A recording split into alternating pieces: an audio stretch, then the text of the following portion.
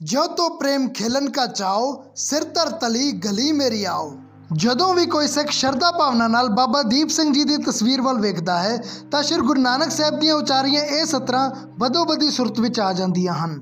ਅਮਰ ਸ਼ਹੀਦ ਬਾਬਾ ਦੀਪ ਸਿੰਘ ਜੀ ਉਹ ਸੂਰਮੇ ਜਿਨ੍ਹਾਂ ਸੀਸ ਧੜ ਤੋਂ ਜੁਦਾ ਹੋ ਜਾਣ ਤੋਂ ਬਾਅਦ ਵੀ ਆਪਣਾ ਵਚਨ ਪੂਰਾ ਕੀਤਾ ਤੇ ਸ਼੍ਰੀ ਹਰਿਮੰਦਰ ਸਾਹਿਬ ਨੂੰ ਆਜ਼ਾਦ ਕਰਾਉਣ ਲਈ ਅੰਤ ਤੱਕ ਲੜਦੇ ਰਹੇ। ਜੇ ਲੋੜ ਪਈ ਤਾਂ ਸਾਰੀ ਉਮਰ ਦਿਨ ਵਿੱਚ 14-14 ਘੰਟੇ ਗੁਰੂ ਘਰ ਲਈ ਕਲਮ ਚਲਾਉਂਦੇ ਰਹੇ ਤੇ ਜੇ ਮੌਕਾ ਆਇਆ ਖੰਡੇ ਖੜਕਾਉਣ ਦਾ ਤਾਂ 75 ਸਾਲ ਦੀ ਉਮਰ ਵਿੱਚ ਵੀ 18 ਸ਼ੇਰ ਦਾ ਖੰਡਾ ਫੜ ਕੇ ਦੁਸ਼ਮਣ ਦੇ ਦੰਦ ਖੱਟੇ ਕਰਨ ਤੋਂ ਪਿੱਛੇ ਨਹੀਂ ਹਟੇ। ਤੇ ਜੇ ਗੱਲ ਕਰੀਏ ਕੌਮ ਵਿੱਚ ਉਹਨਾਂ ਦੇ ਸਤਿਕਾਰ ਦੀ ਤਾਂ ਉਹ ਇੰਨਾ ਉੱਚਾ ਸੀ ਕਿ ਜਿਸ ਵੇਲੇ 1733 ਵਿੱਚ ਨਵਾਬ ਕਪੂਰ ਸਿੰਘ ਨੂੰ ਨਵਾਬੀ ਪੇਸ਼ ਕੀਤੀ ਗਈ ਤਾਂ ਉਹਨਾਂ ਦਾ ਕਹਿਣਾ ਸੀ ਕਿ ਜੇ ਇਹ ਨਵਾਬੀ ਸਾਹਮਣੇ ਬੈਠੇ ਕੌਮ ਦੀਆਂ ਸਭ ਤੋਂ ਮਹਾਨ ਸ਼ਖਸੀਅਤਾਂ ਇਹਨਾਂ 5 ਸਿੰਘਾਂ ਦੇ ਪੈਰਾਂ ਨੂੰ ਛੁਆ ਕੇ ਮੇਰੀ ਝੋਲੀ ਵਿੱਚ ਪਾਈ ਜਾਵੇ ਤਾਂ ਮੈਂ ਇਹਨਾਂ ਨੂੰ ਪ੍ਰਵਾਨ ਕਰੂੰਗਾ। ਤੇ ਉਹਨਾਂ 5 ਸਿੰਘਾਂ ਵਿੱਚ ਵੀ ਸਰਦਾਰ ਜੱਸਾ ਸਿੰਘ ਅੱਲੂਵਾਲੀਆ, ਮਹਾਰਾਜਾ ਰਣਜੀਤ ਸਿੰਘ ਦੇ ਦਾਦਾ ਜੀ ਸਰਦਾਰ ਚੜ੍ਹਤ ਸਿੰਘ ਸ਼ੁਕਰਚੱਕੀਆ, ਸਰਦਾਰ ਦਰਬਾਰਾ ਸਿੰਘ ਜੀ ਤੇ ਸਰਦਾਰ ਕਰਮ ਸਿੰਘ ਸ਼ਹੀਦ ਦੇ ਨਾਲ ਬਾਬਾ ਦੀਪ ਸਿੰਘ ਜੀ ਵੀ ਮੌਜੂਦ ਸਨ। ਕਮੈਂਟ ਬਾਕਸ ਵਿੱਚ ਕੀਤੇ ਤੁਹਾਡੇ ਸੁਜੈਸ਼ਨਸ ਮੇਰੇ ਲਈ ਹੁਕਮ ਬਰਾਬਰ ਹਨ। ਲਾਸਟ ਵੀਡੀਓ ਦੇ ਕਮੈਂਟ ਬਾਕਸ ਵਿੱਚ ਬਹੁਤ ਸਾਰੀਆਂ ਫਰਮਾਇਸ਼ਾਂ ਆਈਆਂ ਸਨ ਕਿ ਬਾਬਾ ਦੀਪ ਸਿੰਘ ਜੀ ਤੇ ਵੀਡੀਓ ਬਣਾਈ ਜਾਵੇ, ਸੋ ਤੁਹਾਡਾ ਸਭ ਦਾ ਹੁਕਮ ਸਿਰ ਮੱਥੇ ਪ੍ਰਵਾਨ। ਅਮਰ ਸ਼ਹੀਦ ਬਾਬਾ ਦੀਪ ਸਿੰਘ ਜੀ ਤੇ ਵੀਡੀਓ ਹਾਜ਼ਰ ਹੈ। ਜਾਣਾਂਗੇ ਸ਼ੁਰੂ ਤੋਂ ਅੰਤ ਤੱਕ ਬਾਬਾ ਜੀ ਦੇ ਜੀਵਨ ਦਾ ਪੂਰਾ ਇਤਿਹਾਸ। ਮੋٹے ਤੌਰ ਤੇ ਬਿਨਾਂ ਸੀਸ ਤੋਂ ਲੜਨ ਦੀ ਘਟਨਾ ਤਾਂ ਤੁਸੀਂ ਸਭ ਨੇ ਸੁਣੀ ਹੋਣੀ ਹੈ, ਪਰ ਅੱਜ ਡਿਟੇਲ ਵਿੱਚ ਜਾਣਾਂਗੇ ਸ਼ੁਰੂ ਤੋਂ ਅੰਤ ਤੱਕ ਉਸ ਦਿਨ ਦੀ ਪੂਰੀ ਜੰਗ ਦਾ ਇਤਿਹਾਸ। ਪਰ ਸ਼ੁਰੂ ਕਰਨ ਤੋਂ ਪਹਿਲਾਂ ਜੇ ਤੁਸੀਂ ਇਸ ਚੈਨਲ ਤੇ ਨਵੇਂ ਆਏ ਹੋ ਜਾਂ ਇਹ ਵੀਡੀਓ ਤੁਹਾਨੂੰ WhatsApp ਤੇ ਕਿਸੇ ਸੱਜਣ ਨੇ ਸ਼ੇਅਰ ਕੀਤਾ ਹੈ ਤਾਂ YouTube ਤੇ ਆ ਕੇ ਸਕਸੈਸ ਦਾ ਰਾਹ ਚੈਨਲ ਨੂੰ ਸਬਸਕ੍ਰਾਈਬ ਜ਼ਰੂਰ ਕਰ ਲਿਓ ਤਾਂ ਜੋ ਸਿੱਖ ਇਤਿਹਾਸ ਨਾਲ ਜੁੜੇ ਇਸ ਤਰ੍ਹਾਂ ਦੇ ਸ਼ਾਨਦਾਰ ਵੀਡੀਓਜ਼ ਤੁਹਾਡੇ ਤੱਕ ਪਹੁੰਚਦੇ ਰਹਿਣ। ਸਰਦਾਰ ਜੱਸਾ ਸਿੰਘ ਰਾਮਗੜੀਆ ਨੇ ਕਿਉਂ ਕੀਤਾ ਆਪਣੀ ਧੀ ਦਾ ਕਤਲ? ਸਰਦਾਰ ਉਦਮ ਸਿੰਘ ਨੇ ਜਨਰਲ ਡਾਇਰ ਨੂੰ ਗੋਲੀ ਨਹੀਂ ਮਾਰੀ ਸੀ? ਕੀ ਸ਼੍ਰੀ ਗੁਰੂ ਗੋਬਿੰਦ ਸਿੰਘ ਜੀ ਨੇ 3 ਵਿਆਹ ਕਰਵਾਏ ਸਨ? ਸਿੱਖ ਕੌਮ ਦਾ ਅਣਗੋਲਿਆ ਸੂਰਮਾ ਜਨਰਲ ਜ਼ੋਰਾਵਰ ਸਿੰਘ ਜਿਹਦਾ ਮਾਸ ਖਰੀਦ ਕੇ ਦੁਸ਼ਮਣ ਘਰਾਂ ਨੂੰ ਲੈ ਗਏ। ਕੀ ਮਾਤਾ ਭਾਗ ਕੌਰ ਜੀ ਗੁਰੂ ਗੋਬਿੰਦ ਸਿੰਘ ਜੀ ਨਾਲ ਨਗਨ ਰਹਿੰਦੇ ਸਨ? ਗੱਦਾਰੀ ਕਾਰਨ ਕਿਸ ਤਰ੍ਹਾਂ ਹੋਈ ਸਰਦਾਰ ਹਰੀ ਸਿੰਘ ਨਲੂਆ ਦੀ ਸ਼ਹੀਦੀ? ਮਹਾਰਾਜਾ ਰਣਜੀਤ ਸਿੰਘ ਤੋਂ ਬਾਅਦ ਸਿੱਖ ਰਾਜ ਦਾ ਅੰਤ ਕਿਵੇਂ ਹੋਇਆ? ਰਾਵਣ ਤੇ ਜਰਨੈਲ ਭਿੰਡਰਾਂਵਾਲਾ ਵਿੱਚ ਕੀ ਸਮਾਨਤਾ ਸਨ? ਆਖਰ ਕਿਉਂ ਸਿੱਖਾਂ ਨੇ ਦਿੱਲੀ ਜਿੱਤ ਕੇ ਵਾਪਸ ਮੋੜ ਦਿੱਤੀ? ਤੁਸੀਂ ਸਮਝਦੇ ਹੋ ਕਿ ਜਿਹੜੇ ਟੌਪਿਕ ਬਾਰੇ ਤੁਹਾਨੂੰ ਸਭ ਕੁਝ ਪਤਾ ਹੈ ਪਹਿਲਾ ਵੀਡੀਓ ਉਸੇ ਟੌਪਿਕ ਦਾ ਦੇਖਿਓ, ਤੁਹਾਨੂੰ 100 ਨਵੀਆਂ ਗੱਲਾਂ ਪਤਾ ਲੱਗਣਗੀਆਂ। ਤੇ ਨਾਲ ਹੀ ਇਸੇ ਤਰ੍ਹਾਂ ਕਮੈਂਟ ਬਾਕਸ ਵਿੱਚ ਟਾਈਪ ਕਰਕੇ ਦੱਸਦੇ ਰਹੋ ਕਿ ਤੁਸੀਂ ਅਗਲਾ ਵੀਡੀਓ ਕਿਸ ਟੌਪਿਕ ਤੇ ਦੇਖਣਾ ਚਾਹੁੰਦੇ ਹੋ। ਸ਼ਹੀਦ ਜਸਵੰਤ ਸਿੰਘ ਜੀ ਖਾਲੜਾ, ਸ਼ਹੀਦ ਕਰਤਾਰ ਸਿੰਘ ਜੀ ਸਰਾਭਾ, ਜਾਂ ਇਹਨਾਂ ਦਿਨਾਂ 'ਚ ਮੈਂ ਇੱਕ ਬੜੀ ਹੀ ਇੰਟਰਸਟਿੰਗ ਬੁੱਕ ਪੜ੍ਹ ਰਿਹਾ ਸੀ ਤੇ ਸਿੱਖ ਵੀ ਨਿਗਲਿਆ ਗਿਆ। ਇਹਦੇ ਵਿੱਚ ਐਕਸਪਲੇਨ ਕੀਤਾ ਗਿਆ ਹੈ ਕਿ ਕਿਸ ਤਰ੍ਹਾਂ ਬਾਕੀ ਘੱਟ ਗਿਣਤੀ ਕੌਮਾਂ ਨੂੰ ਨਿਗਲਣ ਤੋਂ ਬਾਅਦ ਹਿੰਦੂ ਧਰਮ ਹੁਣ ਸਿੱਖੀਜ਼ਮ ਨੂੰ ਨਿਗਲਣ ਦੀ ਤਿਆਰੀ ਕਰ ਰਿਹਾ ਹੈ। ਜਿਸ ਵੀਡੀਓ ਨੂੰ ਸਭ ਤੋਂ ਵੱਧ ਕਮੈਂਟ ਮਿਲਣਗੇ ਅਗਲਾ ਵੀਡੀਓ ਉਸੇ ਟੌਪਿਕ ਤੇ। ਸ਼ੁਰੂ ਤੋਂ ਸ਼ੁਰੂ ਕਰੀਏ ਤਾਂ ਬਾਬਾ ਦੀਪ ਸਿੰਘ ਜੀ ਦਾ ਜਨਮ ਪਿੰਡ ਪੂਹੂਵਿੰਡ ਅੱਜ ਦੇ ਅੰਮ੍ਰਿਤਸਰ ਵਿਖੇ 26 ਜਨਵਰੀ 1682 ਨੂੰ ਮਾਤਾ ਜੋਨੀ ਜੀ ਦੀ ਕੁੱਖ ਤੋਂ ਭਾਈ ਭਗਤਾ ਜੀ ਦੇ ਘਰ ਹੋਇਆ ਸੀ। ਤੇ ਜੇ ਆਪਾਂ ਪਰਿਵਾਰ ਪਿਛੋਕੜ ਦੀ ਗੱਲ ਕਰੀਏ ਤਾਂ ਅੱਜ ਤੋਂ 5000 ਸਾਲ ਪਹਿਲਾਂ ਕੈਪਸੀਅਨ ਸਾਗਰ ਤੇ ਮਿਡਲ ਏਸ਼ੀਆ ਤੋਂ ਕੁਝ ਫਿਰਕੂ ਕਬੀਲੇ ਇੱਥੇ ਪੰਜਾਬ ਵਿੱਚ ਆ ਕੇ ਪਿੰਡਾਂ ਦੇ ਰੂਪ ਵਿੱਚ ਵਸ ਗਏ ਸਨ। ਉਹਨਾਂ ਦਾ ਕਬੀਲਾਈ ਸੱਭਿਆਚਾਰ ਇੱਥੇ ਰੱਜ ਕੇ ਫਲਿਆ ਫੂਲਿਆ ਤੇ ਆਪਣੇ ਸੱਭਿਆਚਾਰ ਦੇ ਅਨੁਸਾਰ ਹੀ ਉਹਨਾਂ ਨੇ ਆਪਣੀਆਂ ਗੋਤਾਂ ਨਿਰਧਾਰਿਤ ਕੀਤੀਆਂ। ਇਹਨਾਂ ਚੋਂ ਸੂਰਜ ਪੰਛੀਆਂ ਦੀ ਸੰਧੂ ਗੋਤਰ 'ਚ ਬਾਬਾ ਦੀਪ ਸਿੰਘ ਜੀ ਦਾ ਜਨਮ ਹੋਇਆ ਸੀ। ਪਰ ਮੇਰੀ ਸੰਗਤ ਮੂਹਰੇ ਹੱਥ ਜੋੜ ਕੇ ਬੇਨਤੀ ਹੈ ਕਿ ਇਹ ਗੋਤਰ ਮੈਂ ਸਿਰਫ ਨੌਲੇਜ ਲਈ ਹੀ ਦੱਸੀ ਹੈ। ਇਹਨਾਂ ਗੋਤਰਾਂ ਦਾ ਮਹੱਤਵ ਉਦੋਂ 0 ਹੋ ਜਾਂਦਾ ਹੈ ਜਦੋਂ ਨਾਮ ਦੇ ਨਾਲ ਕੋਰ ਜਾਂ ਸਿੰਘ ਲੱਗ ਜਾਵੇ। ਸਾਡੇ ਗੁਰੂ ਸਾਹਿਬਾਨਾਂ ਨੇ ਪਹਿਲੀ ਜੋਤ ਤੋਂ ਲੈ ਕੇ ਅਖੀਰ ਤੱਕ ਵਾਰ-ਵਾਰ ਕਦੀ ਪੰਗਤ 'ਚ ਸਭ ਨੂੰ ਬਰਾਬਰ ਬਿਠਾ ਕੇ ਕਦੀ ਇੱਕੋ ਬਾਟੇ ਨਾਲ ਸਭ ਨੂੰ ਅੰਮ੍ਰਿਤਪਾਨ ਕਰਾ ਕੇ ਇਹ ਸੰਦੇਸ਼ਾ ਦਿੱਤਾ ਹੈ ਕਿ ਹਰ ਸਿੰਘ ਤੇ ਕੋਰ ਖਾਲਸਾ ਪੰਥ ਵਿੱਚ ਬਰਾਬਰ ਹੈ। ਪਰ ਆਪਾਂ ਆਪਣੀਆਂ ਮਹਾਨ ਸ਼ਖਸੀਅਤਾਂ ਨੂੰ ਵੀ ਗੋਤਾਂ ਦੇ ਆਧਾਰ ਤੇ ਵੰਡ ਰੱਖਿਆ ਹੈ ਕਿ ਫਲਾਣਾ ਸਾਡੀ ਗੋਤ ਦਾ ਹੈ ਤੇ ਫਲਾਣਾ ਤੁਹਾਡੀ ਗੋਤ ਦਾ। ਸੋ ਪਲੀਜ਼ ਕਮੈਂਟ ਬਾਕਸ ਵਿੱਚ ਇਸ ਗੱਲ ਨਾਲ ਰਿਲੇਟਡ ਕੁਝ ਵੀ ਲਿਖਣ ਦੀ ਖੇਚਲ ਨਾ ਕਰਿਓ ਜੀ। ਬਾਬਾ ਦੀਪ ਸਿੰਘ ਜੀ ਦੇ ਬਚਪਨ ਦਾ ਨਾਮ ਦੀਪਾ ਸੀ ਤੇ ਉਹਨਾਂ ਦਾ ਪਰਿਵਾਰ ਸ਼ੁਰੂ ਤੋਂ ਹੀ ਗੁਰੂ ਘਰ ਨਾਲ ਜੁੜਿਆ ਹੋਇਆ ਸੀ। ਬਚਪਨ 'ਚ ਜਦੋਂ ਇੱਕ ਵਾਰ ਉਹ ਆਪਣੇ ਪਰਿਵਾਰ ਦੇ ਨਾਲ ਸ਼੍ਰੀ ਕਲਗੀਧਰ ਪਾਤਸ਼ਾਹ ਦੇ ਦਰਸ਼ਨ ਕਰਨ ਅਨੰਦਪੁਰ ਸਾਹਿਬ ਗਏ ਤਾਂ ਭਾਈ ਦੀਪਾ ਜੀ ਦਾ ਮਨ ਉੱਥੇ ਇੰਨਾ ਲੱਗਿਆ ਕਿ ਉਹਨਾਂ ਨੇ ਮਾਤਾ ਪਿਤਾ ਦੇ ਨਾਲ ਵਾਪਸ ਨਾ ਜਾਂਦੇ ਹੋਏ ਉੱਥੇ ਹੀ ਰਹਿਣ ਦਾ ਫੈਸਲਾ ਕਰ ਲਿਆ ਤੇ ਇੱਥੇ ਹੀ ਰਹਿ ਕੇ ਉਹਨਾਂ ਨੇ ਆਪਣੀ ਤਾਲੀਮ ਪੂਰੀ ਕੀਤੀ। ਛੇਤੀ ਹੀ ਉਹ ਸੰਸਕ੍ਰਿਤ, ਫਾਰਸੀ ਤੇ ਗੁਰਮੁਖੀ ਭਾਸ਼ਾ ਵਿੱਚ ਨਿਪੁੰਨ ਹੋ ਗਏ।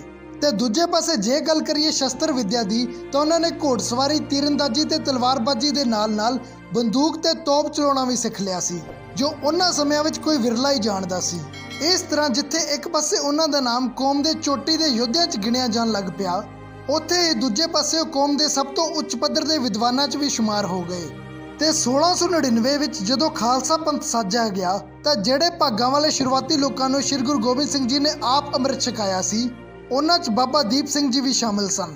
ਤੇ 1703 ਵਿੱਚ ਜਦੋਂ ਉਹਨਾਂ ਦੇ ਪਿਤਾ ਜੀ ਇੱਕ ਵਾਰ ਫੇਰ ਅਨੰਦਪੁਰ ਸਾਹਿਬ ਆਏ ਤਾਂ ਗੁਰੂ ਸਾਹਿਬ ਤੋਂ ਆਗਿਆ ਲੈ ਕੇ ਇਸ ਵਾਰ ਜਾਂਦੇ ਸਮੇਂ ਉਹ ਬਾਬਾ ਦੀਪ ਸਿੰਘ ਨੂੰ ਆਪਣੇ ਨਾਲ ਹੀ ਪਿੰਡ ਲੈ ਗਏ। ਪਿੰਡ ਜਾ ਕੇ ਬਾਬਾ ਦੀਪ ਸਿੰਘ ਜੀ ਨੇ ਆਪਣੇ ਨੇੜੇ ਤੇੜੇ ਦੇ ਇਲਾਕੇ ਵਿੱਚ ਗੁਰਮਤਿ ਪ੍ਰਚਾਰ ਤੇ ਗੁਰਮੁਖੀ ਸਿਖਾਉਣ ਦੀ ਸੇਵਾ ਸ਼ੁਰੂ ਕਰ ਦਿੱਤੀ। 1704 ਵਿੱਚ ਸ੍ਰੀ ਅਨੰਦਪੁਰ ਸਾਹਿਬ ਨੂੰ ਘੇਰਾ ਪੈਣ ਤੋਂ ਲੈ ਕੇ ਸਰਸਾ ਦੇ ਕੰਢੇ ਹੋਇਆ ਪਰਿਵਾਰ ਵਿਛੋੜਾ, ਚਮਕੌਰ ਦੀ ਜੰਗ ਤੇ ਸਾਕਾ ਸਰਹੰਦ, ਇਹ ਸਾਰੇ ਵਰਤਾਰੇ ਦੌਰਾਨ ਬਾਬਾ ਦੀਪ ਸਿੰਘ ਜੀ ਆਪਣੇ ਜੱਦੀ ਪਿੰਡ ਵਿੱਚ ਹੀ ਸਨ, ਕਿਉਂਕਿ ਉਸ ਸਮੇਂ ਸੰਚਾਰ ਦੇ ਸਾਧਨ ਵਿਰਲੇ ਹੀ ਹੁੰਦੇ ਸਨ। ਗੁਰੂ ਸਾਹਿਬ ਨਾਲ ਵਾਪਰੇ ਇਸ ਸਾਰੇ ਵਰਤਾਰੇ ਬਾਰੇ ਬਾਬਾ ਦੀਪ ਸਿੰਘ ਜੀ ਨੂੰ ਬਹੁਤ ਬਾਅਦ ਵਿੱਚ ਜਾ ਕੇ ਪਤਾ ਲੱਗਿਆ। ਦੁਨੀਆ ਦੀ ਤਵਾਰੀਖ ਤੇ ਵਿਲੱਖਣ ਇਤਿਹਾਸ ਰਚਣ ਤੋਂ ਬਾਅਦ ਜਦੋਂ ਸਤਿਗੁਰ ਪਾਤਸ਼ਾਹ ਸ਼੍ਰੀ ਦਮਦਮਾ ਸਾਹਿਬ ਪਹੁੰਚੇ ਤਾਂ ਇਹ ਸਮਾਂ ਜੰਗਾਂ ਯੁੱਧਾਂ ਤੋਂ ਬਾਅਦ ਥੋੜ੍ਹਾ ਜਿਹਾ ਸ਼ਾਂਤੀ ਵਾਲਾ ਸੀ। ਸੋ ਇਸ ਸਮੇਂ ਨੂੰ ਯੂਟੀਲਾਈਜ਼ ਕਰਨ ਲਈ ਗੁਰੂ ਪਾਤਸ਼ਾਹ ਨੇ 9ਵੇਂ ਪਾਤਸ਼ਾਹ ਸ਼੍ਰੀ ਗੁਰੂ ਤੇਗ ਬਹਾਦਰ ਜੀ ਦੀ ਬਾਣੀ ਵਿੱਚ ਜੋੜ ਕੇ ਆਦਿ ਗ੍ਰੰਥ ਸਾਹਿਬ ਦੀ ਸੰਪਾਦਨਾ ਕਰਨ ਦਾ ਨਿਸ਼ਚੈ ਕੀਤਾ। ਇਸ ਪਵਿੱਤਰ ਗ੍ਰੰਥ ਲਈ ਮੈਂ ਸ਼੍ਰੀ ਆਦਿ ਗ੍ਰੰਥ ਸਾਹਿਬ ਸ਼ਬਦ ਦੀ ਵਰਤੋਂ ਇਸ ਲਈ ਕੀਤੀ ਹੈ ਕਿਉਂਕਿ ਗੁਰੂ ਗੱਦੀ ਉਸ ਸਮੇਂ ਸ਼੍ਰੀ ਗੁਰੂ ਗੋਬਿੰਦ ਸਿੰਘ ਜੀ ਕੋਲ ਸੀ ਤੇ ਇਸ ਪਵਿੱਤਰ ਗ੍ਰੰਥ ਲਈ ਹਜੇ ਸ਼੍ਰੀ ਆਦਿ ਗ੍ਰੰਥ ਸਾਹਿਬ ਸ਼ਬਦ ਦੀ ਵਰਤੋਂ ਹੀ ਕੀਤੀ ਜਾਂਦੀ ਸੀ। ਇਸ ਮਹਾਨ ਕਾਰਜ ਲਈ ਕੌਮ ਦੇ ਤੋਂ ਸਭ ਤੋਂ ਚੋਟੀ ਦੇ ਵਿਦਵਾਨਾਂ ਦੀ ਡਿਊਟੀ ਲਾਈ ਗਈ। ਪਹਿਲੇ ਸਨ ਭਾਈ ਮਨੀ ਸਿੰਘ ਜੀ ਜੋ ਹੁਣ ਦਿੱਲੀ ਤੋਂ ਵਾਪਸ ਆ ਚੁੱਕੇ ਸਨ। ਦੱਸਣਯੋਗ ਗੱਲ ਹੈ ਕਿ ਸਰਸਾ ਦੇ ਵਿਛੋੜੇ ਸਮੇਂ ਭਾਈ ਮਨੀ ਸਿੰਘ ਜੀ ਗੁਰੂ ਘਰ ਦੇ ਮਹਿਲਾਂ ਨਾਲ ਦਿੱਲੀ ਵੱਲ ਚਲੇ ਗਏ ਸਨ। ਤੇ ਦੂਜੇ ਸਨ ਬਾਬਾ ਦੀਪ ਸਿੰਘ ਜੀ ਜਿਨ੍ਹਾਂ ਨੂੰ ਸਪੈਸ਼ਲੀ ਇਸ ਕੰਮ ਲਈ ਸੱਦਾ ਭੇਜ ਕੇ ਉਹਨਾਂ ਦੇ ਪਿੰਡ ਤੋਂ ਬੁਲਾਇਆ ਗਿਆ ਸੀ। ਸ਼੍ਰੀ ਆਦਿ ਗ੍ਰੰਥ ਸਾਹਿਬ ਦੀ ਮੁੱਖ ਭੀੜ ਉਸ ਸਮੇਂ ਧੀਰ ਮੱਲੀਆਂ ਕੋਲ ਸੀ ਤੇ ਜਦੋਂ ਉਹਨਾਂ ਖੋਟੀ ਨੀਤੀਆਂ ਨੇ ਇਸ ਨੂੰ ਦੇਣ ਤੋਂ ਮਨਾ ਕਰ ਦਿੱਤਾ ਤਾਂ ਇਸ ਮਹਾਨ ਕਾਰਜ ਨੂੰ ਸੰਪੂਰਨ ਕਰਨ ਵਿੱਚ ਇੱਕ ਵੱਡੀ ਅੜਚਨ ਖੜੀ ਹੋ ਗਈ। ਤਾਂ ਦਸਮ ਪਿਤਾ ਸ਼੍ਰੀ ਗੁਰੂ ਗੋਬਿੰਦ ਸਿੰਘ ਜੀ ਨੇ ਆਪਣੇ ਮੁਖ ਨਾਲ ਪੂਰੇ ਆਦਿ ਗ੍ਰੰਥ ਸਾਹਿਬ ਦਾ ਉਚਾਰਨ ਕੀਤਾ ਤੇ ਬਾਬਾ ਦੀਪ ਸਿੰਘ ਜੀ ਤੇ ਭਾਈ ਮਨੀ ਸਿੰਘ ਜੀ ਨੇ ਇਸ ਨੂੰ ਲਿਖਤ ਰੂਪ ਵਿੱਚ ਉਤਾਰਿਆ। ਇਸ ਤਰ੍ਹਾਂ ਸਾਡੇ 11ਵੇਂ ਗੁਰੂ ਨੂੰ ਅੰਤਿਮ ਰੂਪ ਦੇਣ ਦਾ ਮਹਾਨ ਕਾਰਜ ਸੰਪੂਰਨ ਹੋ ਪਾਇਆ। ਇੱਥੇ ਦੋ ਗੱਲਾਂ ਥੋੜੀਆਂ ਜਿਹੀਆਂ ਕਲੀਅਰ ਕਰਨ ਵਾਲੀਆਂ ਹਨ। ਇੱਕ ਤਾਂ ਕਿਹਾ ਜਾਂਦਾ ਹੈ ਕਿ ਲਿਖਣ ਦੀ ਡਿਊਟੀ ਭਾਈ ਮਨੀ ਸਿੰਘ ਜੀ ਦੀ ਲਾਈ ਗਈ ਸੀ, ਸਿਆਹੀ ਤੇ ਕਲਮ ਦਾ ਇੰਤਜ਼ਾਮ ਕਰਨਾ ਇਹ ਜ਼ਿੰਮਾ ਬਾਬਾ ਦੀਪ ਸਿੰਘ ਜੀ ਕੋਲ ਸੀ। ਪਰ ਸਿਰਫ ਸਿਆਹੀ ਤੇ ਕਲਮ ਦਾ ਇੰਤਜ਼ਾਮ ਕਰਨ ਲਈ ਕੌਮ ਦੇ ਸਭ ਤੋਂ ਵੱਡੇ ਵਿਦਵਾਨ ਨੂੰ ਇੰਨੀ ਦੂਰੋਂ ਸੱਦਣ ਦੀ ਕੀ ਲੋੜ ਸੀ। ਇਹ ਸੇਵਾ ਤਾਂ ਉੱਥੇ ਮੌਜੂਦ ਕੋਈ ਵੀ ਸਿੰਘ ਕਰ ਸਕਦਾ ਸੀ। ਅਕਸਰ ਬਾਬਾ ਦੀਪ ਸਿੰਘ ਜੀ ਨੂੰ ਸੱਦਾ ਭੇਜਣ ਤੇ ਉਹਨਾਂ ਨੂੰ ਆਉਣ ਤੇ ਕੋਈ 10 ਕੁ ਦਿਨ ਦਾ ਸਮਾਂ ਤਾਂ ਲੱਗਿਆ ਹੀ ਹੋਊਗਾ ਤੇ ਉਹਨਾਂ ਜੰਗਾਂ ਯੁੱਧਾਂ ਦੇ ਮਾਹੌਲ ਵਿੱਚ 10 ਦਿਨਾਂ ਦੀ ਬੜੀ ਵੱਡੀ ਕੀਮਤ ਸੀ। ਇਹ ਉਡੀਕ ਕਰਦੇ ਰਹਿਣਾ ਕਿ ਬਾਬਾ ਦੀਪ ਸਿੰਘ ਜੀ ਆ ਕੇ ਸਿਆਹੀ ਤੇ ਕਲਮ ਦੀ ਸੇਵਾ ਸੰਭਾਲਣਗੇ ਤੇ ਫਿਰ ਕੰਮ ਸ਼ੁਰੂ ਕੀਤਾ ਜਾਊਗਾ, ਇਹ ਸੁਣਨ ਵਿੱਚ ਥੋੜਾ ਜਿਹਾ ਅਜੀਬ ਜਿਹਾ ਲੱਗਦਾ ਹੈ। ਕੁਝ ਵਿਦਵਾਨਾਂ ਦੇ ਹਿਸਾਬ ਨਾਲ ਕੌਮ ਦੇ ਇਹਨਾਂ ਦੋਵਾਂ ਚੋਟੀ ਦੇ ਵਿਦਵਾਨਾਂ ਦੀ ਡਿਊਟੀ ਲਿਖਤ ਕਾਰਜ ਨੂੰ ਸੰਪੂਰਨ ਕਰਨ ਦੀ ਹੀ ਲਾਈ ਹੋਊਗੀ ਜੋ ਜ਼ਿਆਦਾ ਰੀਅਲਿਸਟਿਕ ਲੱਗਦਾ ਹੈ। ਤੇ ਦੂਸਰਾ, ਕਈ ਲੋਕਾਂ ਦੇ ਮਨ ਵਿੱਚ ਇਸ ਗੱਲ ਨੂੰ ਲੈ ਕੇ ਵੀ ਸ਼ੰਕਾ ਹੋ ਸਕਦੀ ਹੈ ਕਿ 3 ਦਿਨਾਂ ਤੱਕ ਪੜ੍ਹੇ ਜਾਣ ਤੇ ਸੰਪੂਰਨ ਹੋਣ ਵਾਲਾ ਸ਼੍ਰੀ ਗੁਰੂ ਗ੍ਰੰਥ ਸਾਹਿਬ ਜੀ ਦਾ ਪੂਰਾ ਸਰੂਪ ਸ਼੍ਰੀ ਗੁਰੂ ਗੋਬਿੰਦ ਸਿੰਘ ਜੀ ਨੂੰ ਯਾਦ ਕਿਵੇਂ ਹੋ ਸਕਦਾ ਹੈ। ਪਰ ਹਜੇ ਕੱਲ ਦੀ ਹੀ ਗੱਲ ਹੈ ਜਦੋਂ ਮਸ਼ਹੂਰ ਲਿਖਾਰੀ ਤੇ ਇਤਿਹਾਸਕਾਰ ਸਰਦਾਰ ਕਾਹਨ ਸਿੰਘ ਨਾਭਾ ਦੇ ਪਿਤਾ ਜੀ ਭਾਈ ਨਰੈਣ ਸਿੰਘ ਜੀ ਇਸ ਦੁਨੀਆ ਤੇ ਮੌਜੂਦ ਸਨ। ਉਹਨਾਂ ਨੂੰ ਇੱਕ ਓਂਕਾਰ ਤੋਂ ਲੈ ਕੇ ਪੂਰਾ ਸ਼੍ਰੀ ਗੁਰੂ ਗ੍ਰੰਥ ਸਾਹਿਬ ਜੀ ਜ਼ੁਬਾਨੀ ਯਾਦ ਸੀ। ਤੇ ਜੇ ਇੱਕ ਆਮ ਸੁਰਤੀ ਵਾਲਾ ਮਨੁੱਖ ਇੰਨੀ ਸਮਰੱਥਾ ਰੱਖਦਾ ਹੈ ਤਾਂ ਫਿਰ ਇਸ ਦੀਨ ਦੁਨੀਆ ਦੇ ਮਾਲਕ ਸ਼੍ਰੀ ਗੁਰੂ ਗੋਬਿੰਦ ਸਿੰਘ ਜੀ ਲਈ ਇਹ ਕਿੰਨੀ ਕੁ ਵੱਡੀ ਗੱਲ ਸੀ। ਸ਼੍ਰੀ ਆਦਿ ਗ੍ਰੰਥ ਸਾਹਿਬ ਦੀ ਸੰਪਾਦਨਾ ਸੇਵਾ ਸੰਪੂਰਨ ਕਰਨ ਤੋਂ ਬਾਅਦ ਜਦੋਂ ਗੁਰੂ ਗੋਬਿੰਦ ਸਿੰਘ ਜੀ ਦੱਖਣ ਵੱਲ ਚਾਲੇ ਪਾਉਣ ਲੱਗੇ ਤਾਂ ਉਹਨਾਂ ਨੇ ਬਾਬਾ ਦੀਪ ਸਿੰਘ ਜੀ ਨੂੰ ਇੱਥੇ ਦਮਦਮਾ ਸਾਹਿਬ ਰਹਿ ਕੇ ਹੀ ਸਿੱਖੀ ਦਾ ਪ੍ਰਚਾਰ ਕਰਨ ਦਾ ਹੁਕਮ ਦਿੱਤਾ। ਇਸ ਹੁਕਮ ਨੂੰ ਬਾਬਾ ਜੀ ਨੇ ਇੰਨੀ ਦ੍ਰਿੜਤਾ ਨਾਲ ਨਿਭਾਇਆ ਕਿ ਇਸ ਤੋਂ ਬਾਅਦ ਉਹ ਕਦੀ ਆਪਣੇ ਘਰ ਹੀ ਨਹੀਂ ਗਏ ਤੇ ਦਹਾਕਿਆਂ ਤੱਕ ਉੱਥੇ ਰਹਿ ਕੇ ਨਵੀਂ ਪੀੜ੍ਹੀ ਨੂੰ ਗੁਰਬਾਣੀ ਸੰਥਿਆ ਗੁਰਮੁਖੀ ਸਿਖਾਉਣ ਦੇ ਨਾਲ ਸ਼ਸਤਰ ਵਿਦਿਆ ਸਿਖਲਾਈ ਦੀ ਸੇਵਾ ਕਰਦੇ ਰਹੇ। ਇਸ ਦੇ ਨਾਲ ਹੀ 11 ਸਾਲ ਤੱਕ ਲਗਾਤਾਰ 14 ਘੰਟੇ ਲਿਖ ਕੇ ਬਾਬਾ ਜੀ ਨੇ ਸ਼੍ਰੀ ਗੁਰੂ ਗ੍ਰੰਥ ਸਾਹਿਬ ਜੀ ਦੇ 4 ਸਰੂਪ ਤਿਆਰ ਕੀਤੇ ਜੋ ਇੱਕ ਇੱਕ ਕਰਕੇ ਚਾਰੇ ਤਖਤਾਂ ਵਿੱਚ ਭੇਜੇ ਗਏ। ਪਹਿਲਾ ਸਰੂਪ ਜੋ ਸ਼੍ਰੀ ਅਕਾਲ ਤਖਤ ਸਾਹਿਬ ਭੇਜਿਆ ਗਿਆ ਉਹ 2 ਸੇਰ ਸੋਨੇ ਤੋਂ ਸਿਆਹੀ ਤਿਆਰ ਕਰਕੇ ਸੁਨਹਿਰੇ ਅੱਖਰਾਂ 'ਚ ਲਿਖਿਆ ਹੋਇਆ ਸੀ। ਇਸ ਤੋਂ ਇਲਾਵਾ ਬਾਬਾ ਜੀ ਨੇ ਇੱਕ ਸਰੂਪ ਫਾਰਸੀ ਭਾਸ਼ਾ ਵਿੱਚ ਵੀ ਤਿਆਰ ਕੀਤਾ ਸੀ, ਪਰ ਅਫਸੋਸ ਦੀ ਗੱਲ ਹੈ ਕਿ ਉਹ ਸਰੂਪ ਸਾਡੇ ਕੋਲ ਅੱਜ ਨਹੀਂ ਹੈ। ਇਸ ਤੋਂ ਇਲਾਵਾ ਬਾਬਾ ਜੀ ਨੇ ਅਨੇਕਾਂ ਖਜ਼ਾਨਾ ਪੋਥੀਆਂ ਵੀ ਤਿਆਰ ਕੀਤੀਆਂ। ਖਜ਼ਾਨਾ ਪੋਥੀਆਂ ਅੱਜ ਦੇ ਗੁਟਕਾ ਸਾਹਿਬ ਦਾ ਪੁਰਾਣਾ ਵਰਜਨ ਸੀ ਜਿਨ੍ਹਾਂ ਨੂੰ ਜੰਗਲਾਂ ਪਹਾੜਾਂ ਤੇ ਮਾਰੂਥਲਾਂ ਵਿੱਚ ਭਟਕਣ ਵਾਲੇ ਸਿੰਘ ਕਮਰ ਕੱਸੇ 'ਚ ਹਮੇਸ਼ਾ ਆਪਣੇ ਨਾਲ ਰੱਖਦੇ ਸਨ। ਜਿਵੇਂ ਕਿ ਗੁਰੂ ਸਾਹਿਬਾਨ ਨੇ ਦਮਦਮਾ ਸਾਹਿਬ ਰਹਿਣ ਦਾ ਹੀ ਹੁਕਮ ਦਿੱਤਾ ਸੀ, ਬਾਬਾ ਦੀਪ ਸਿੰਘ ਜੀ ਬਸ ਗਿਣਵੀਂ ਚੁਣਵੀਂ ਵਾਰ ਹੀ ਦਮਦਮਾ ਸਾਹਿਬ ਨੂੰ ਛੱਡ ਕੇ ਗਏ। ਕੁਝ ਕੁ ਇਤਿਹਾਸਿਕ ਸਰੋਤਾਂ 'ਚ ਜ਼ਿਕਰ ਮਿਲਦਾ ਹੈ ਕਿ ਪਹਿਲੀ ਵਾਰ ਉਹ ਦਮਦਮਾ ਸਾਹਿਬ ਨੂੰ ਉਸ ਟਾਈਮ ਛੱਡ ਕੇ ਗਏ ਜਦੋਂ ਉਹਨਾਂ ਨੂੰ ਪਤਾ ਲੱਗਿਆ ਕਿ ਬਾਬਾ ਬੰਦਾ ਸਿੰਘ ਜੀ ਬਹਾਦਰ ਛੋਟੇ ਸਾਹਿਬਜ਼ਾਦਿਆਂ ਨੂੰ ਸ਼ਹੀਦ ਕਰਾਉਣ ਵਾਲੇ ਜ਼ਾਲਮਾਂ ਤੋਂ ਬਦਲਾ ਲੈਣ ਲਈ ਸਰਹੰਦ ਤੇ ਹਮਲਾ ਕਰਨ ਜਾ ਰਹੇ ਹਨ। ਬਾਬਾ ਜੀ ਦੇ ਮਨ ਵਿੱਚ ਤਾਂ ਲੰਬੇ ਸਮੇਂ ਤੋਂ ਹੀ ਇਸ ਗੱਲ ਦਾ ਮਲਾਲ ਸੀ ਕਿ ਗੁਰੂ ਸਾਹਿਬਾਨ ਦਾ ਪੂਰਾ ਪਰਿਵਾਰ ਸ਼੍ਰੀ ਅਨੰਦਪੁਰ ਸਾਹਿਬ ਤੋਂ ਲੈ ਕੇ ਚਮਕੌਰ ਤੇ ਸਰਹੰਦ ਤੱਕ ਇੰਨੀਆਂ ਮੁਸ਼ਕਲਾਂ ਸਹਿੰਦੇ ਹੋਏ ਸ਼ਹੀਦੀਆਂ ਪਾਉਂਦਾ ਰਿਹਾ ਤੇ ਉਹ ਸੁੱਖ ਸ਼ਾਂਤੀ ਨਾਲ ਆਪਣੇ ਘਰੇ ਬੈਠੇ ਰਹੇ। ਇਸ ਜੰਗ ਵਿੱਚ ਬਾਬਾ ਦੀਪ ਸਿੰਘ ਜੀ ਨੇ ਇੱਕ ਅਹਿਮ ਰੋਲ ਅਦਾ ਕੀਤਾ ਸੀ ਤੇ ਇਸ ਜੰਗ ਵਿੱਚ ਉਹਨਾਂ ਦਾ ਇੱਕ ਦੰਦ ਵੀ ਟੁੱਟਿਆ ਸੀ। ਇਸ ਗੱਲ ਦਾ ਜ਼ਿਕਰ ਵੀ ਸਾਨੂੰ ਇਤਿਹਾਸਿਕ ਸਰੋਤਾਂ ਵਿੱਚ ਮਿਲਦਾ ਹੈ। ਤੇ ਆਓ ਹੁਣ ਗੱਲ ਕਰਦੇ ਹਾਂ ਬਾਬਾ ਦੀਪ ਸਿੰਘ ਜੀ ਦੇ ਜੀਵਨ ਦੀ ਅੰਤਿਮ ਜੰਗ ਦੀ, ਉਹਨਾਂ ਦੀ ਸ਼ਹਾਦਤ ਦੀ।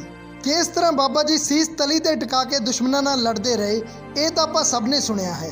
ਪਰ ਸ਼ੁਰੂ ਤੋਂ ਅੰਤ ਤੱਕ ਉਸ ਦਿਨ ਦੀ ਜੰਗ ਦਾ ਪੂਰਾ ਇਤਿਹਾਸ ਜੋ ਬਹੁਤ ਹੀ ਜ਼ਿਆਦਾ ਇੰਟਰਸਟਿੰਗ ਹੈ, ਸ਼ਾਇਦ ਤੁਸੀਂ ਅੱਜ ਪਹਿਲੀ ਵਾਰ ਸੁਣੋਗੇ।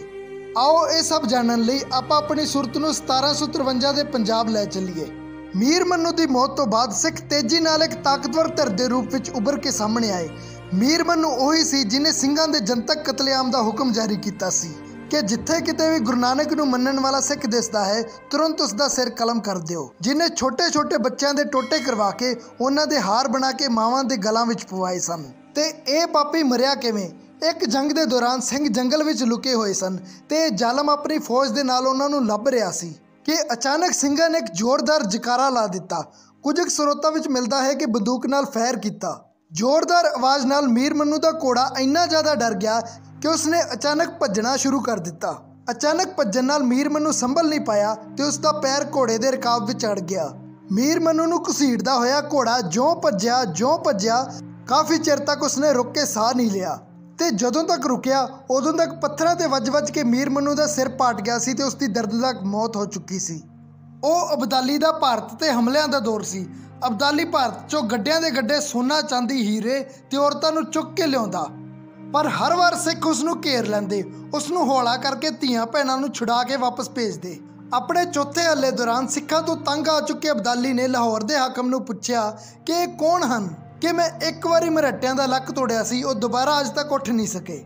ਇਹ ਲੋਕ ਭਲਾ ਕੌਣ ਹਨ ਜਿਨ੍ਹਾਂ ਨੇ ਮੇਰੀ ਨੱਕ 'ਚ ਦਮ ਕੀਤਾ ਹੋਇਆ ਹੈ? ਅੱਗੋਂ ਜਵਾਬ ਮਿਲਿਆ ਕਿ ਇਹ ਸਿੱਖ ਹਨ। ਅਸੀਂ ਵੱਢਦੇ ਥੱਕ ਗਏ ਪਰ ਇਹ ਖਤਮ ਨਹੀਂ ਹੁੰਦੇ। ਇਹਨਾਂ ਦੇ ਰਹਿਬਰ ਨੇ ਇਹਨਾਂ ਨੂੰ ਆਬੇ ਹਯਾਤ, ਇੱਕ ਇਹੋ ਜਿਹਾ ਸਰੋਵਰ ਦਿੱਤਾ ਹੈ ਕਿ ਅੱਧਾ ਵੱਡਿਆ ਸਿੱਖ ਵੀ ਜੇ ਉਹਦੇ ਵਿੱਚ ਜਾ ਕੇ ਚੁੱਭੀ ਲਾ ਲਵੇ ਤਾਂ ਉਹ ਨਵਾਂ ਨਰੋਇਆ ਹੋ ਉੱਠਦਾ ਹੈ। ਅਬਦਾਲੀ ਨੇ ਕਾਬੁਲ ਵੱਲ ਮੁੜਦਿਆਂ ਆਪਣੇ ਪੁੱਤਰ ਤੈਮੂਰ ਨੂੰ ਲਾਹੌਰ ਦਾ ਤੇ ਜਹਾਨ ਖਾਨ ਨੂੰ ਅੰਮ੍ਰਿਤਸਰ ਦਾ ਸੂਬੇਦਾਰ ਥਾਪ ਕੇ ਕਿਹਾ ਕਿ ਤੁਹਾਨੂੰ ਖੁੱਲੀ ਛੁੱਟੀ ਹੈ, ਜੋ ਮਰਜ਼ੀ ਕਰੋ, ਬਸ ਮੈਨੂੰ ਇਸ ਦੁਨੀਆ ਤੋਂ ਇਹ ਸਿੱਖ ਖਤਮ ਚਾਹੀਦੇ ਹਨ ਤੇ ਸਭ ਤੋਂ ਪਹਿਲਾਂ ਜਾਓ ਤੇ ਉਸ ਸਰੋਵਰ ਦਾ ਕੁਝ ਕਰੋ। ਇਸ ਹੁਕਮ ਦੀ ਤਾਮੀਲ ਕਰਦਿਆਂ ਇੱਕ ਵਾਰ ਫੇਰ ਸਿੱਖਾਂ ਦੇ ਤਸ਼ੱਦਦ ਸ਼ੁਰੂ ਹੋ ਗਈ। ਜ਼ਾਲਮਾਂ ਨੇ ਦਰਬਾਰ ਸਾਹਿਬ ਅੰਮ੍ਰਿਤਸਰ ਤੇ ਹਮਲਾ ਕਰਕੇ ਪਵਿੱਤਰ ਇਮਾਰਤ ਨੂੰ ਢਹਿ ਢੇਰੀ ਕਰ ਦਿੱਤਾ ਤੇ ਸਰੋਵਰ ਨੂੰ ਮਿੱਟੀ ਦੇ ਗੰਦ ਨਾਲ ਪੂਰ ਦਿੱਤਾ।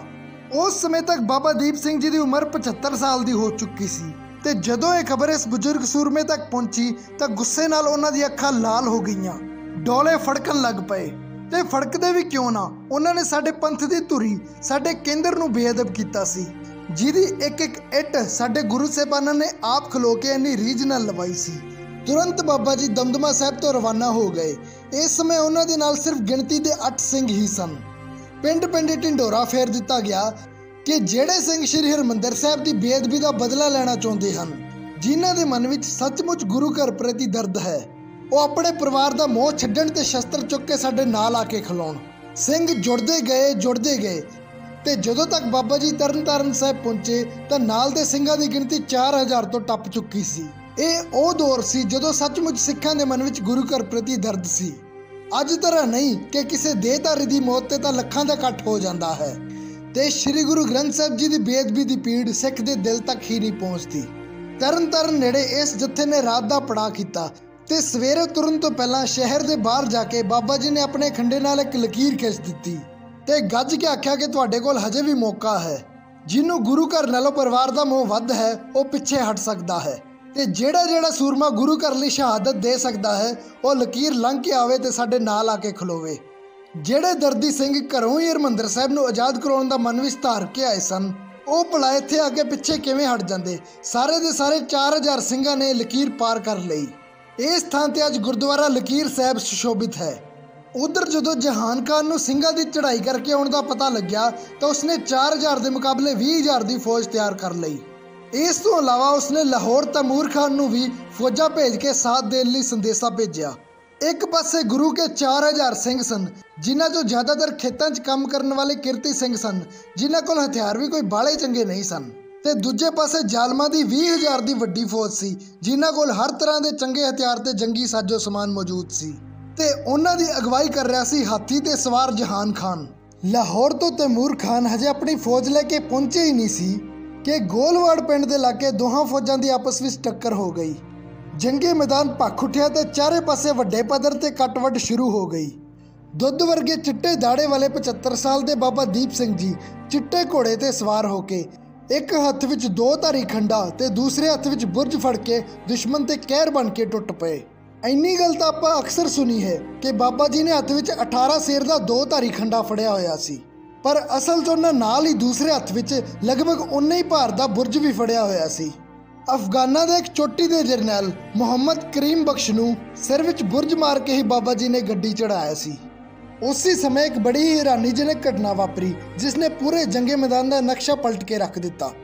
ਇੱਕ ਗੁਰੂ ਕਾ ਪਿਆਰਾ ਬਹਾਦਰ ਸਿੰਘ, ਜਿਹਦਾ ਨਾਮ ਇਤਿਹਾਸ ਵਿੱਚ ਭਾਈ ਲਕਸ਼ਮਣ ਸਿੰਘ ਕਰਕੇ ਆਉਂਦਾ ਹੈ, ਆਪਣੇ ਘੋੜੇ ਤੇ ਸਵਾਰ ਕਾਫੀ ਸਮੇਂ ਤੋਂ ਕੁਝ ਉਡੀਕ ਰਿਹਾ ਸੀ।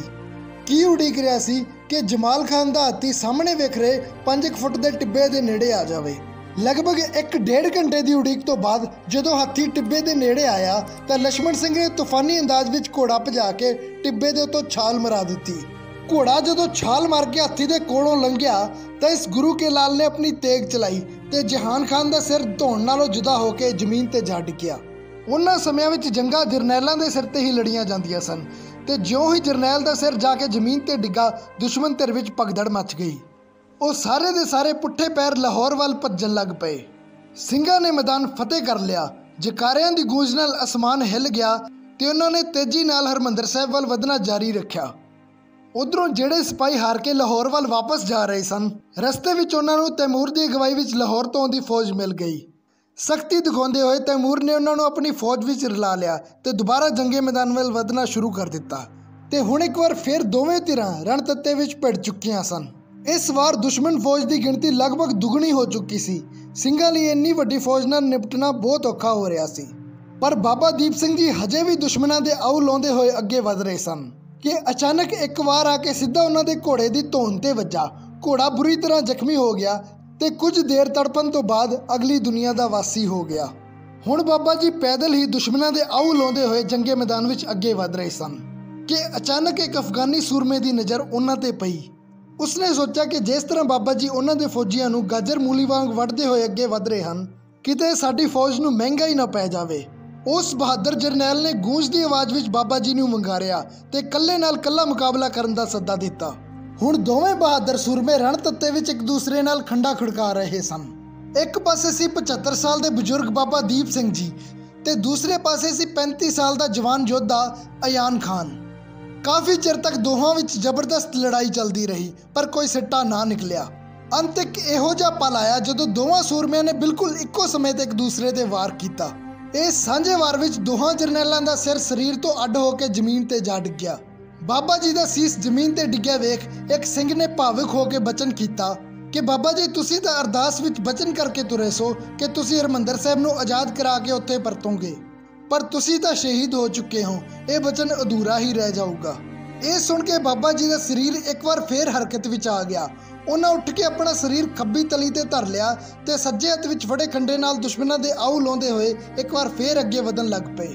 ਜਦੋਂ ਅਫਗਾਨ ਫੌਜੀਆਂ ਨੇ ਇਹ ਵੇਖਿਆ ਕਿ ਜਿਉਂਦੇ ਤੱਕ ਹੀ ਇਹ ਸਿੱਖ ਤਾਂ ਮਰਨ ਤੋਂ ਬਾਅਦ ਵੀ ਲੜੀ ਜਾ ਰਹੇ ਹਨ, ਉਹ ਲੱਤੇ ਹੋਏ ਸੀਸ ਵਾਲੇ ਸਰੀਰ ਨੂੰ ਤੁਰਦਾ ਵੇਖ ਕੇ ਇੰਨੇ ਘਬਰਾ ਗਏ ਕਿ ਆਪਣੇ ਹਥਿਆਰ ਸੁੱਟ ਕੇ ਭੱਜ ਖਲੋਤੇ। ਬਾਬਾ ਜੀ ਦਾ ਸੀਸ ਤੇ ਸਰੀਰ ਦੋਹਾਂ ਚੋਂ ਲਹੂ ਦੀਆਂ ਧਾਰਾਂ ਵਗ ਰਹੀਆਂ ਸਨ। ਸਰੀਰ ਪੂਰਾ ਲਹੂ ਨਾਲ ਭਿੱਜ ਚੁੱਕਿਆ ਸੀ, ਪਰ ਦਰਬਾਰ ਸਾਹਿਬ ਪਹੁੰਚਣ ਤੱਕ ਉਹਨਾਂ ਨੇ ਤੁਰਨਾ ਜਾਰੀ ਰੱਖਿਆ ਤੇ ਆਖਿਰਕਾਰ ਪਰਿਕਰਮਾ 'ਚ ਪਹੁੰਚ ਕੇ ਆਪਣਾ ਸੀਸ ਗੁਰੂ ਨੂੰ ਭੇਟ ਕਰਕੇ ਹਰਮੰਦਰ ਸਾਹਿਬ ਨੂੰ ਆਜ਼ਾਦ ਕਰਾਉਣ ਦਾ ਆਪਣਾ ਵਚਨ ਪੂਰਾ ਕਰਨ ਤੋਂ ਬਾਅਦ ਹੀ ਬਾਬਾ ਜੀ ਸ਼ਹੀਦ ਹੋਏ। ਕੁਝ ਲੋਕ ਇਸ ਗੱਲ ਤੇ ਤਰਕ ਕਰਦੇ ਹਨ ਕਿ ਬਾਬਾ ਜੀ ਦਾ ਸੀਸ ਧੌਣ ਤੇ ਫੱਟ ਵੱਜਣ ਨਾਲ ਇੱਕ ਪਾਸੇ ਉਲਰ ਗਿਆ ਸੀ, ਨਾ ਕਿ ਬਿਲਕੁਲ ਹੀ ਅੱਡ ਹੋ ਗਿਆ ਸੀ, ਤੇ ਉਹਨਾਂ ਨੇ ਵਾਪਸ ਆਪਣੇ ਹੱਥ ਨਾਲ ਸੀਸ ਨੂੰ ਜਗ੍ਹਾ ਤੇ ਟਿਕਾ ਲਿਆ ਸੀ। ਕਮਾਲ ਦੀ ਗੱਲ ਹੈ ਨਾ ਕਿ ਦੂਜੇ ਧਰਮਾਂ ਵਾਲੇ ਜਦੋਂ ਆਪਣੇ ਇਤਿਹਾਸ ਤੇ ਵੀ ਸੀਰੀਅਲ ਬਣਾ ਕੇ ਟੀਵੀ ਤੇ ਦਿਖਾਉਂਦੇ ਹਨ ਤਾਂ ਆਪਾਂ ਬੜੇ ਚਾਅ ਨਾਲ ਵੇਖਦੇ ਹਾਂ ਤੇ ਆਪਣੇ ਇਤਿਹਾਸ ਤੇ ਵੀ ਆਪਾਂ ਤਰਕ ਕਰਨ ਤੋਂ ਬਾਜ਼ ਨਹੀਂ ਆਉਂਦੇ। ਮੈਂ ਕਹਿੰਦਾ ਜੇ ਇੱਕ ਪਲ ਲਈ ਮੰਨ ਵੀ ਲਈਏ ਕਿ ਸੀਸ ਅੱਡ ਨਹੀਂ ਹੋਇਆ ਸੀ, ਇੱਕ ਪਾਸੇ ਨੂੰ ਉਲਰ ਗਿਆ ਸੀ ਤੇ ਬਾਬਾ ਜੀ ਨੇ ਹੱਥ ਨਾਲ ਉਸ ਨੂੰ ਵਾਪਸ ਟਿਕਾ ਲਿਆ, ਤਾਂ ਵੀ ਕੀ ਇਹ ਤੁਹਾਨੂੰ ਕੋਈ ਮਾਮੂਲੀ ਗੱਲ ਲੱਗਦੀ ਹੈ? ਪਰ ਕਰਮਾਂ 'ਚ ਜਿੱਥੇ ਬਾਬਾ ਜੀ ਨੇ ਆਪਣਾ ਸੀਸ ਰੱਖਿਆ ਸੀ ਤੇ ਜਿੱਥੇ ਉਹਨਾਂ ਦੇ ਸਰੀਰ ਦਾ ਅੰਤਿਮ ਸੰਸਕਾਰ ਹੋਇਆ, ਇਹ ਦੋਵੇਂ ਥਾਵਾਂ ਤਾਂ ਲਗਭਗ ਹਰੇਕ ਸਿੱਖ ਨੇ ਵੇਖੀਆਂ ਹੀ ਹੋਣਗੀਆਂ।